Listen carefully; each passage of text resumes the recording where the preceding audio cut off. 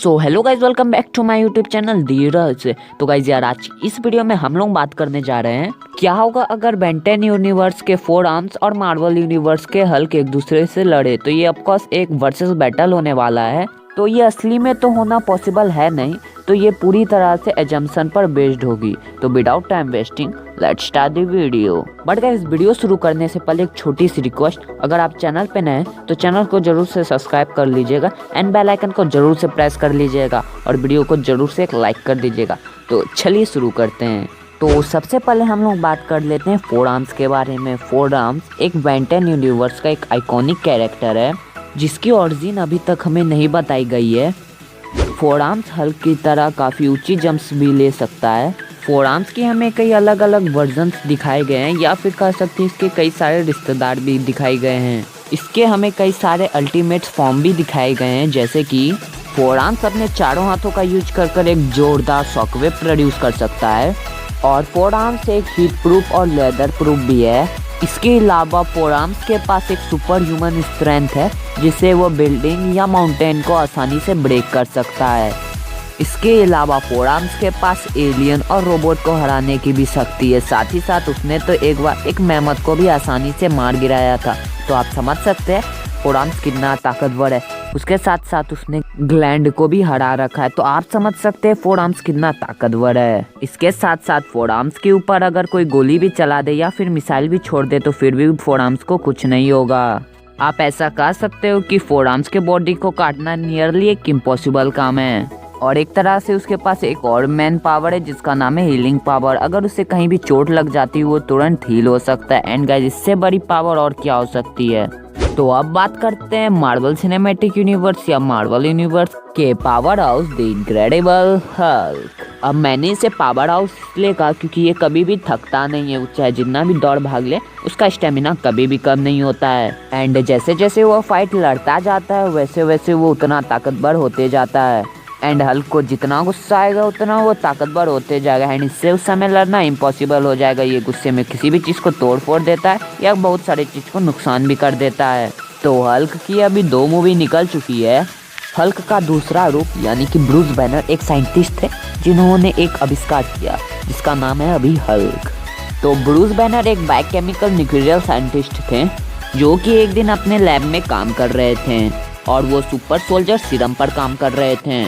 तो आम दिनों के ऐसा एक दिन वो काम कर रहे थे जहाँ पर उन्होंने सोचा कि मैं बीटा रेज की जगह गामा रेज का यूज़ करता हूँ, और वो ट्रांसफ़र हो गया हरे मॉन्स्टर हल्क में। हल्क एक टाइप ऑफ मॉन्स्टर है जो गामा रेज से तैयार हुआ है। उसके अंदर, उसके शरीर के अंदर गामा रेडिएशन बहती है। और कभी भी जब ब्रूस बैनर को गुस्सा आता है तो वो ट्रांसफॉर्म हो जाता है हल्क में। अब हल्क कितना पावरफुल है उसका एग्जांपल हमें हल्क में भी देखने को मिल गया था जब उसने अपने एक हाथ से पूरे टैंक को तोड़ दिया। एंड इसके सबसे बड़े स्ट्रेंथ का हमें तब पता चला जब the Avengers movie I. The Avengers movie में इसने बस एक पंच से पूरे एक बड़े से लेविथन को रोक दिया। एंड इस पूरे बड़े से लेविथन के साइज को आप पता कर सकते, इतने पूरे बड़े से साइज के लेविथन को बस हल्क ने एक पंच से रोका था। तो गाइस, अब बात आती है स्पीड की। तो हम लोग 4 आर्म्स और हल्क के स्पीड को कंपेयर करते हैं। वो अब बात आती है 4 आर्म्स की स्पीड की। 4 आर्म्स की स्पीड अच्छी खासी है। वो अपने दुश्मनों को आसानी से डॉच करके उससे मजा चखा सकता है। और वहीं अगर हल्क की बात करें तो हल्क ने एक मूवी में एक मिसाइल को बस अपने दांतों और हाथों से रोक लिया था। यानी कि इस समय हल्क की स्पीड मिसाइल से भी ज़्यादा रही होगी। और अगर हम लोग एक स्पीड ऑफ मिसाइल की बात करें तो वो अराउंड 7 किलोमीटर पर सेकेंड की रफ्तार से भागती है। यानी कि उस समय हल्क की स्पीड 7 किलोमीटर पर सेकेंड से भी ज़्यादा थी। तो यहाँ पर मुझे ऐसा लगता है कि यहाँ पर आसानी से हल्क 4 आर्म्स को हरा सकता है। इसकी स्पीड और 4 आर्म्स की स्पीड बहुत ही अलग अलग है और हल्क की स्पीड 4 आर्म्स से बहुत ही ज़्यादा है। तो इसका ये मतलब हुआ कि यहाँ पर स्पीड के मुकाबले को हल्क ने जीता। तो अगर यहाँ पर स्पीड और स्ट्रेंथ की बात करें तो उन दोनों मुकाबले को हल्क ने आसानी से जीता। तो अब हम लोग की लास्ट एंड फाइनल इंटेलिजेंस की बात कर लेते हैं।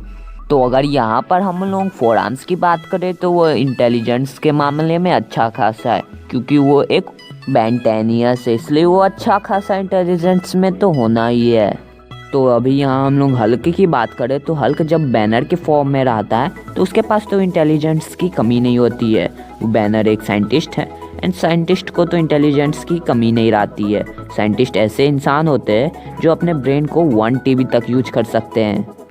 पर जब वो हल्क बनता है तो वो सब कुछ भूल जाता है, उसे कुछ भी याद नहीं रहता। तो इसका ये मतलब हुआ कि वहाँ पर उसकी इंटेलिजेंट कम हो जाती है।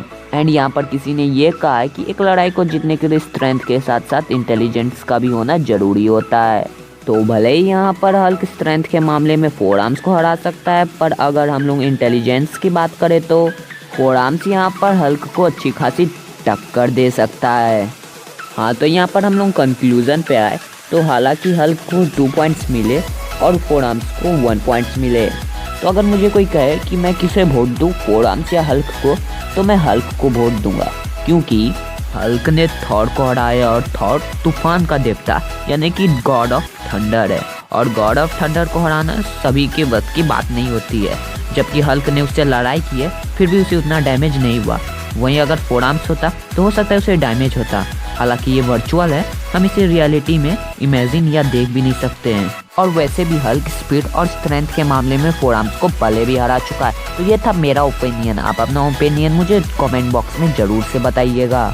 और अगर वीडियो अच्छी लगी हो तो वीडियो को जरूर से लाइक कर दीजिएगा और चैनल को जरूर से सब्सक्राइब कर लीजिएगा। तो चलिए फिर मिलते हैं अगले वीडियो में, तब तक के लिए good bye, thanks a lot for watching this amazing video.